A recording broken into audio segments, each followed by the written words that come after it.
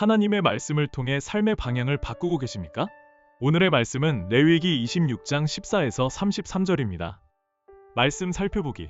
그러나 너희가 내 말에 귀 기울이지 않고 이 모든 명령을 행하지 않거나 너희가 내 규례를 거부하고 내 법도를 싫어해 내 모든 명령을 행하지 않고 내 언약을 어긴다면 내가 너희에게 이렇게 할 것이다. 곧 내가 너희에게 너희 눈을 멀게 하고 너희 목숨을 위협하는 재앙과 질병과 열병을 보낼 것이다. 너희가 씨앗을 뿌려도 헛일이 될 것이다. 너희 원수들이 그것을 먹을 것이기 때문이다.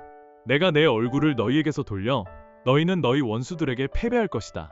너희를 미워하는 자들이 너희를 다스릴 것이고 너희는 쫓아오는 자가 없어도 도망할 것이다. 이 모든 일들에도 불구하고 너희가 내 말을 듣지 않으면 내가 너희 죄들에 대해 너희를 7배로 징벌할 것이다. 내가 너희의 권력에 대한 신뢰를 꺾을 것이며 너희 위의 하늘을 쇠처럼 너희 아래 땅을 구리처럼 단단하게 만들 것이다. 너희가 힘을 써도 헛수고가 될 것이다. 이는 너희의 땅이 아무 소산도 내지 못할 것이며 땅의 나무들도 아무 열매도 내지 못할 것이기 때문이다. 너희가 나와 맞서서 행하고 내 말을 듣지 않는다면 내가 너희에게 재난을 너희의 죄들보다 7배나 더 많게 할 것이다. 내가 들짐승들을 너희에게 보내서 그것들이 너희에게서 너희 자식들을 빼앗을 것이며 너희 가축들을 죽이고 너희 수가 적어져 길거리가 황량할 것이다. 이 모든 일에도 너희가 내게 돌이키지 않고 나와 맞서서 행한다면 나도 너희와 맞서서 행하고 나 스스로 너희에게 너희의 죄들보다 7배나 더한 심판을 내릴 것이다. 내가 너희에게 전쟁을 일으키게 해 언약을 깬 데 대한 보복을 할 것이다. 너희가 너희 성들의 도피에 있다면 내가 너희에게 전염병을 보낼 것이고 너희는 원수들의 손에 넘어갈 것이다. 내가 너희가 빵을 운반할 때 사용하는 나무 막대를 꺾을 때 10명의 여자들이 한 개의 화덕에 빵을 구워 저울에 달아줄 것이며 너희가 먹어도 배부르지 않을 것이다.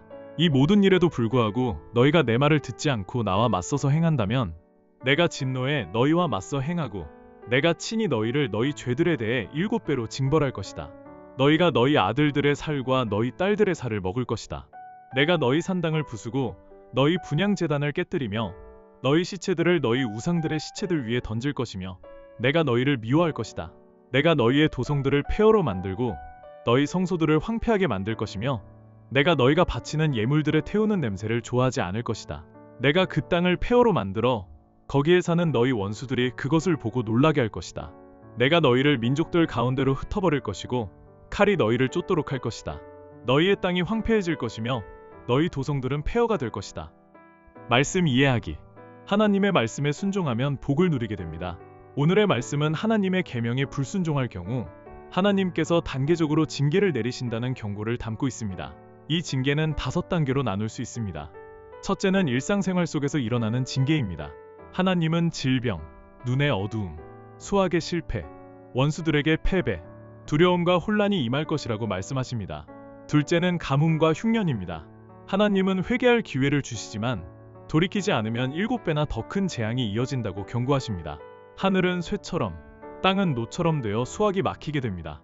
이는 창세기 3장 18절에서 타락 이후 땅이 가시덤불과 엉겅퀴를 내게 된 것과 연결됩니다. 또한 열왕기상 17장 1절에서 아합 시대의 바알을 숭배하자 하나님은 이슬도 비도 내리지 않게 하셨습니다. 성경은 하나님을 떠날 때 농작물이 열리지 않게 된다고 경고합니다. 셋째는 들짐승의 해악입니다. 회개하지 않으면 자녀와 가축이 들짐승에게 해를 입고 인구가 줄며 길이 황폐해집니다. 넷째는 전쟁과 전염병입니다.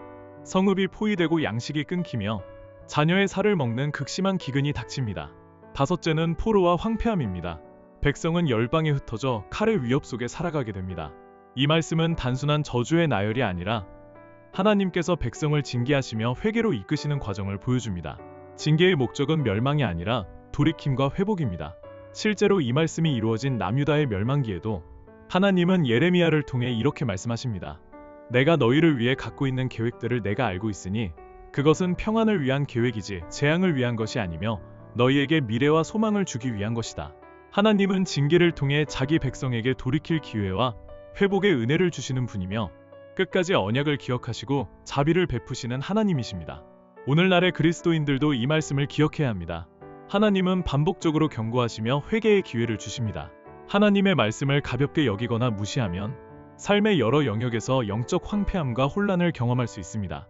그러나 하나님은 자기 백성을 바른 길로 인도하시며 말씀에 순종하는 자에게 생명과 평안의 길을 열어주십니다. 그러므로 오늘의 말씀은 단지 과거 이스라엘 백성에게만 주신 경고가 아닙니다.